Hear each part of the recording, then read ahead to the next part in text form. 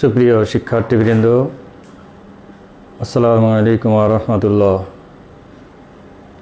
আশা করি আমরা সকলেই ভালো রয়েছি। অন্যান্য দিনের ন্যায় আজও তোমাদের সঙ্গে রয়েছি আমি মোহাম্মদ আমিনুল হক, সিনিয়র প্রভাষক, গণিত বিভাগ, মাইলস্টোন কলেজ, উত্তরা, ঢাকা। আজ আমরা উচ্চতর গণিত দ্বিতীয় পত্রের সপ্তম অধ্যায়ের 7B ত্রিকোণমিতিক সমীকরণ চ্যাপ্টারের কিছু বহু নির্বাচনী প্রশ্ন নিয়ে আলোচনা করব। চলো আলোচনা শুরু করা যাক। আলোচনার শুরুতেই আমরা বহু নির্বাচনী প্রশ্নের 3টি ধরন রয়েছে সেটা সম্পর্কে একটু বলবো। বহু নির্বাচনী প্রশ্ন 3 ভাগে বিভক্ত করা হয়। 1. সাধারণ বহু নির্বাচনী প্রশ্ন। 2. বহুপদী সমাপ্তিসূচক বহু নির্বাচনী প্রশ্ন। 3. অভিন্ন তথ্যভিত্তিক বহু নির্বাচনী প্রশ্ন। এখন আমরা শুরুতেই সাধারণ বহু নির্বাচনী প্রশ্ন নিয়ে আলোচনা করব। বোর্ডে আমরা একটা প্রশ্ন লিখেছি, দেখো সবাই। sin θ + 1 = 0 হলে থিটা এর মান কত? যেখানে n belongs to z। n belongs to z এ কথার অর্থ হলো n এর মান সকল পূর্ণ সংখ্যা, 0 সহ প্লাস মাইনাস সকল পূর্ণ সংখ্যা। তাহলে আমাদের প্রথম প্রশ্নই বলা আছে sin θ + 1 = 0। তাহলে আমরা এই অঙ্কটার সমাধান করতে গিয়ে আমরা এভাবে লিখতে পারি, দেখো sin θ + 1 = 0। তাহলে কি পাচ্ছি এখান থেকে? sin θ = -1। এটা সরাসরি একটি সূত্র। সেই সূত্রটা কি? sin θ = -1 হলে আমরা জানি θ = 4n - 1 π/2। তাহলে আমরা মূলত sin θ = -1 এই সূত্রটা যদি জানি তাহলে এর অ্যান্সারটা খুব সহজেই আমরা করতে পারবো। তাহলে θ = 4n - 1 π/2 কোন অপশনে আছে? আমাদের কতে আছে এটা। সুতরাং এটার অ্যান্সার হবে ক। আশা করি তোমরা সবাই বুঝতে পেরেছো। এবার আমরা 2 নম্বর প্রশ্নে আসছি, দেখো। cos 3θ = হাফ সমীকরণের সমাধান কোনটি? এখানেও বলে দেওয়া আছে n belongs to z। এটার ব্যাখ্যায় যদি আমরা আসি, দেখো cos 3θ = হাফ। তাহলে আমরা এখন লিখতে পারি cos 3θ = cos কত ডিগ্রি এর মান হাফ আমরা জানি 60 ডিগ্রি। 60 ডিগ্রি মানেই হলো π/3। এখন আমরা একটা সূত্র জানি যে cos θ = cos আলফা হলে θ = 2nπ ± আলফা। তাহলে সেই সূত্রটা যদি ব্যবহার করি আমি এখানে 3θ পাবো। দেখো θ সমান, দ্যাট মিন্স 3θ = 2nπ ± আলফা এর জায়গায় আমরা লিখব π/3। অতএব θ সমান আমরা লিখতে পারবো 2/3nπ ± π/9। আমরা সচরাচর যে ভুলটা করে থাকি সেটা হলো এই 3 দ্বারা যখন ভাগ করতে যাই প্রথম পদটাকে আমরা 3 দ্বারা ভাগ করি, কিন্তু পরের পদটাকে আর 3 দ্বারা ভাগ করি না। এই ভুলটার কারণেই আমাদের অ্যান্সারটা ভুল হয়ে যায়। যেমন অনেক সময় আমরা এই 2/3nπ ± π/3 লিখে থাকি, সেটা দেখো এখানে আছে। আসলে কিন্তু এটি অ্যান্সার নয়। অ্যান্সার হবে আমার 2/3nπ ± π/9। তাহলে সেই অপশনটি আছে আমার গ নাম্বারে। তাহলে এটাই হবে আমাদের সঠিক অ্যান্সার। আশা করি তোমরা এই অঙ্ক দুইটি সবাই বুঝতে পেরেছো। এবার আমরা 3 নম্বর প্রশ্নটা দেখব। দেখো 3 নম্বর প্রশ্নে বলা আছে x = 2nπ + π, যেখানে n belongs to z হবে যখন sin x = 1, cos x = 1, sine x equal to -1, cos x equal to -1। এখানে দেখো অঙ্কটা টোটালি একটি সূত্রের ব্যবহার। সূত্রটা যদি আমরা জানি তাহলেই এখান থেকে অ্যান্সারটা অতি সহজেই আমরা করতে পারবো। তাহলে এখানে দেওয়া আছেটা কি দেখো, x equal two 2n pi plus পাই। এটাকে কিন্তু আমরা এভাবে লিখতে পারি, দেখো x equal two 2n plus 1 into পাই।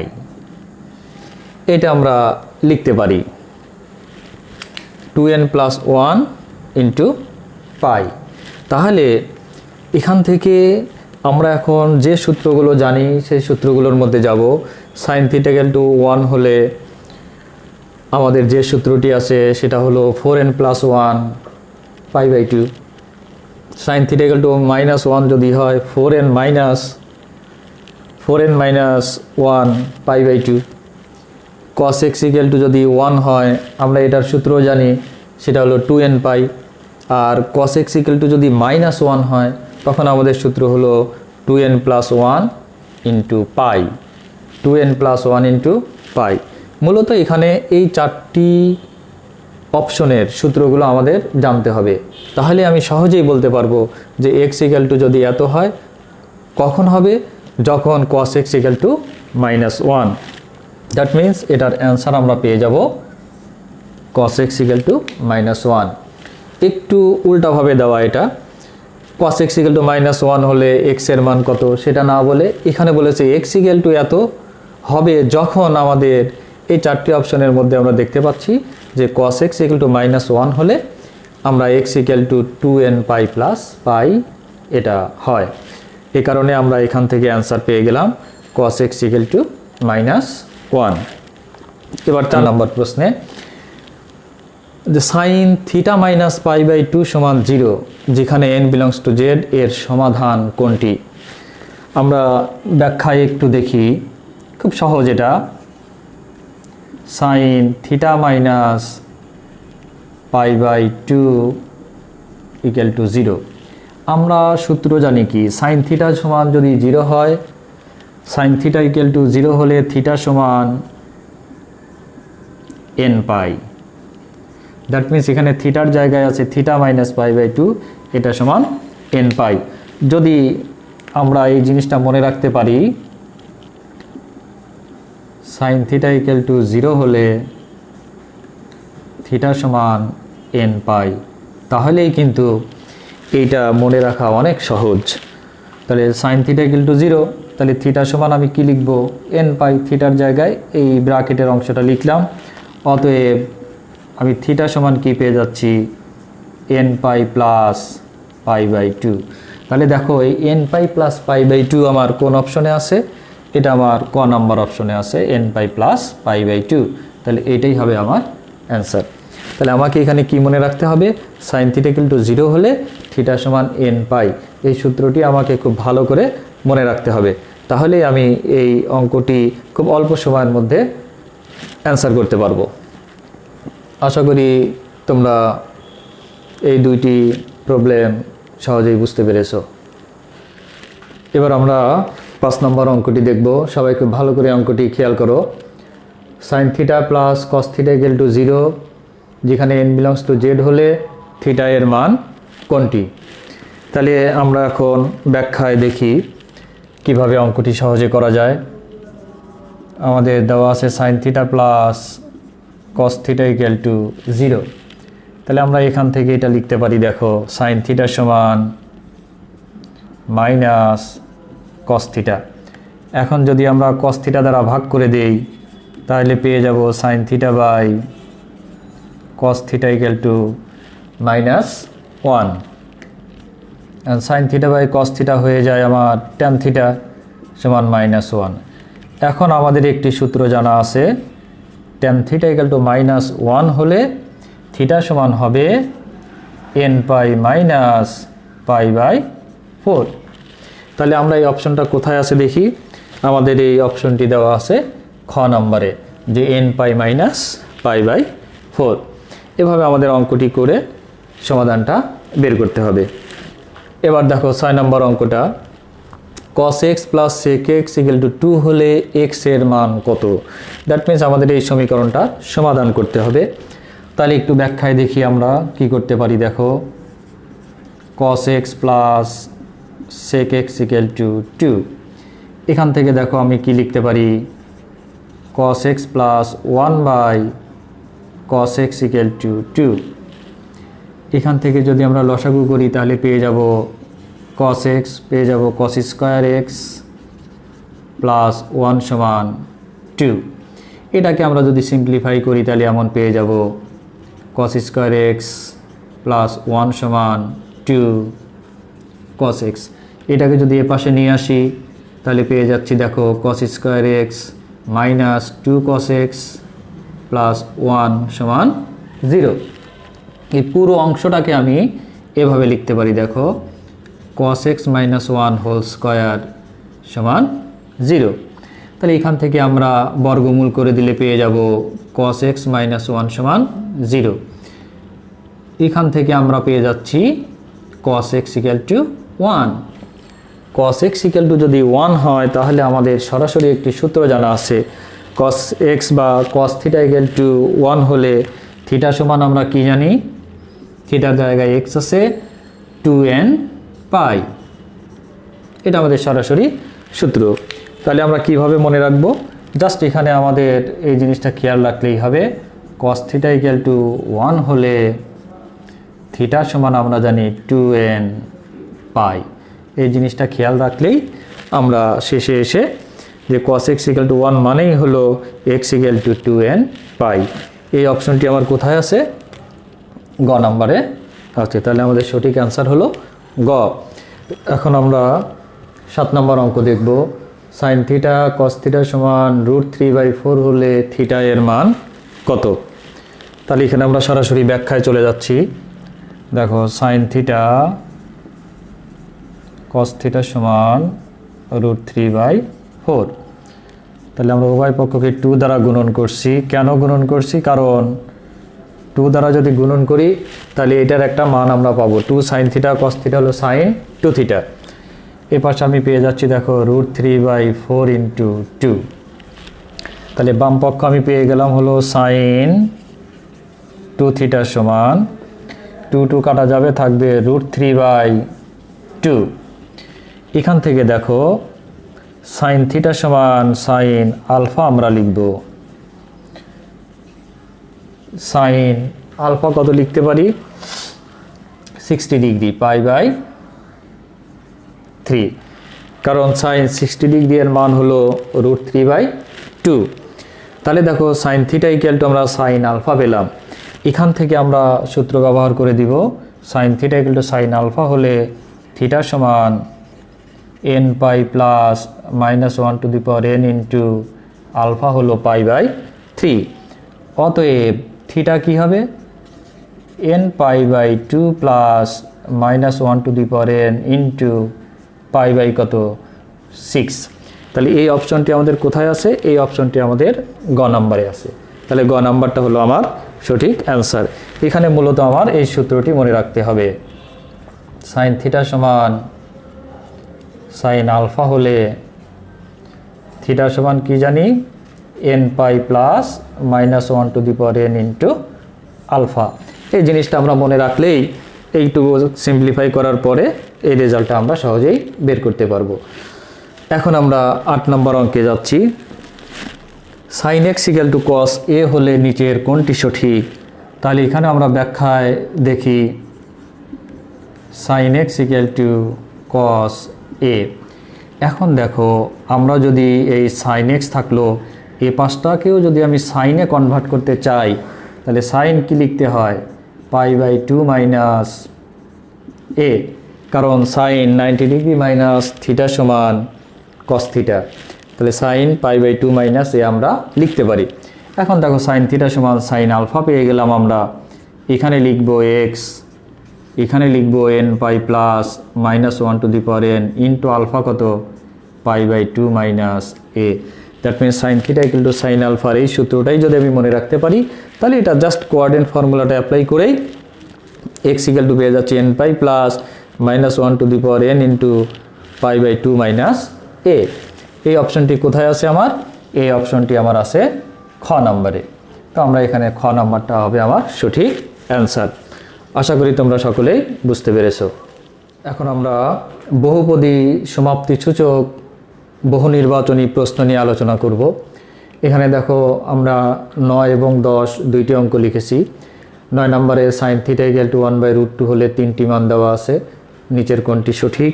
তো এই জন্য আমরা প্রথমেই ব্যাখ্যায় চলে আসব। সাইন থিটা সমান 1/√2, এটাকে আমি লিখতে পারবো সাইন 45 ডিগ্রি, দ্যাট মিনস π/4। এখান থেকে কিন্তু আমরা খুব সহজেই বুঝতে পারছি যে থিটা এর মুখ্য মান কত। থিটা এর মুখ্য মান আমি পেয়ে গেলাম π/4। আবার sine theta equal to sine alpha হলে সেখান থেকে আমি কি পাই? সাইন থিটা সমান সাইন আলফা হলে থিটা সমান pi n pi plus -1 to the power n into alpha হলো π/4।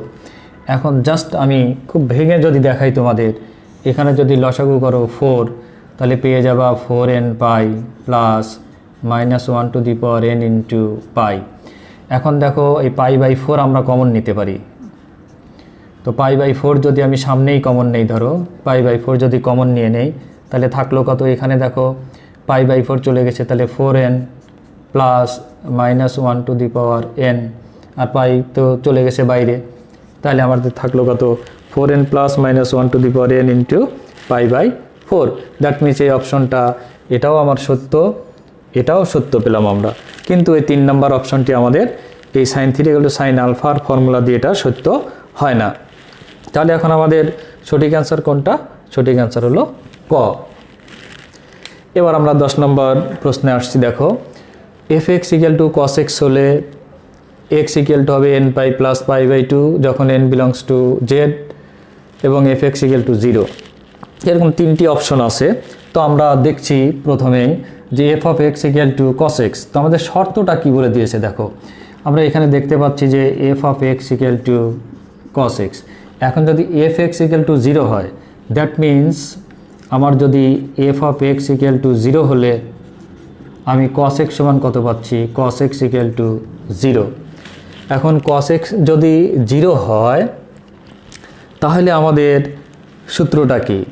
আমাদের cos x ইকুয়াল টু 0 হলে আমরা সূত্র জানি হলো x equal two 2n plus 1 π/2। তো এই জিনিসটাই দেখো একটু সিম্পলিফাই করে এভাবে লেখা আছে যে আমরা যদি গুণন করে দেই তাহলে কি পেয়ে যাব? এই 2 কাটা যাবে, থাকবে n পাই প্লাস কত? এখানে π/2। এই জিনিসটা এখানে দেওয়া আছে, তাহলে এটা আমার সত্য হলো।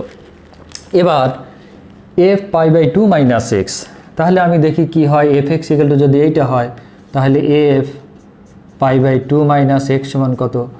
cos π/2 minus x। তাহলে আমরা এটা দ্বিতীয় অপশনের জন্য যাচ্ছি। দেখো এটা কি পেয়ে যায়? cos 90 ডিগ্রি মাইনাস থিটা সমান কি? সাইন। তাহলে এটা হলো যায় সাইন x। এখন এইটুকুর মান যদি 0 হয়, দ্যাট মিনস এইটুকুকে আমি 0 ধরলাম। সাইন x ইকুয়াল টু যদি 0 হয়, তাহলে থিটা সমান কি? n পাই।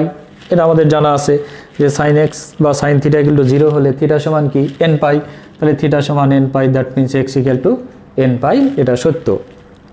এখন তৃতীয় অপশনে গিয়ে আবার বলছে কি দেখো, তৃতীয় অপশনটার জন্য f of x equal to f alpha. তাহলে f অফ x কত? cos x সমান f অফ আলফা মানে কি? f অফ আলফা মানে হবে cos আলফা। তাহলে cos x ইকুয়াল টু যদি cos আলফা হয়, that means cos theta equal to cos alpha হলে আমরা কি জানি? থিটা সমান 2n pi plus minus alpha. That means দেখো 3 নম্বরটাও আমার সত্য হয়ে যায়। তাহলে 1 2 3 তিনটাই সত্য। এই অপশনটি কোথায় আছে? ঘ নম্বরে আছে। তাহলে আমাদের এটা সঠিক অ্যান্সার হবে ঘ। আশা করি তোমরা অঙ্ক দুইটি বুঝতে পেরেছ। এখন আমরা অভিন্ন তথ্যভিত্তিক দুইটি অঙ্ক আলোচনা করব। লেখা আছে নিচের তথ্যের আলোকে 11 ও 12 নং প্রশ্নের উত্তর দাও। এখানে বলে দেওয়া আছে cot x ইকুয়াল টু কে সমীকরণের সমাধান x equal to n pi plus alpha. 11 নম্বর প্রশ্নে বলছে কে সমান যদি 1/√3 হয় তাহলে আলফা সমান কত। তাহলে ব্যাখ্যায় আমরা একটু দেখি, খুব ভালো করে খেয়াল করো। তাহলে cot x সমান কে, এর পরিবর্তে আমি লিখব 1/√3। এটাকে আমি যদি tan x লিখি, tan x হলে এটা কি √3, এটাকে আমরা কি লিখতে পারবো, tan কত ডিগ্রি লিখতে পারি, 60 ডিগ্রি। 60 ডিগ্রি মানে কত, π/3। তাহলে এখান থেকে আমরা x এর মান কি লিখতে পারি, x equal to n pi plus alpha. Alpha কত, π/3। তাহলে দেখো এখানে আমার যে মানটা বলে দেওয়া ছিল x equal to n pi plus alpha, এখানে আছে n pi plus π/3। That means alpha এর জায়গায় আমি কত লিখছি, π/3। তাহলে আমার অ্যান্সার হবে কত, π/3। আশা করি তোমরা বুঝতে পেরেছো। এবার 12 নম্বর প্রশ্ন দেখো, কে এর মান যদি 1 হয় তাহলে আমি কি পেয়ে যাচ্ছি, দেখো cot x ইকুয়াল টু কে এর মান যদি 1 হয়ে যায়, আমি 1 লিখলাম। এটাকেই যদি আমি tan x লিখি, tan x হলো 1, tan কত ডিগ্রি এর মান 1, tan π/4। এখন আমরা এখান থেকে সাধারণ সমাধানটা আগে বের করে নিব। দেখো tan থিটা সমান tan আলফা হলে থিটা সমান, দ্যাট মিন্স x সমান n pi plus alpha. Alpha কত, π/4। এখন আমাদের মানটা বের করতে হবে π/4 থেকে বড় আর 2π থেকে ছোট। এখন আমরা যদি n এর মান 0 বলি, n ইকুয়াল টু 0 হলে আমি x কত পাবো, দেখো তো π/4 পাবো। আমি যদি n এর মান 1 বলি তাহলে x কত হয়, π প্লাস π/4, দ্যাট মিন্স এটা হয় 5π/4। আমি যদি n এর মান 2 বলি তাহলে x কত হয়, 2π প্লাস π/4, দ্যাট মিন্স 9π/4। এই মানটাও আমার গ্রহণযোগ্য নয়, কারণ π/4 থেকে বড়, তাহলে এটাও গ্রহণযোগ্য নয়।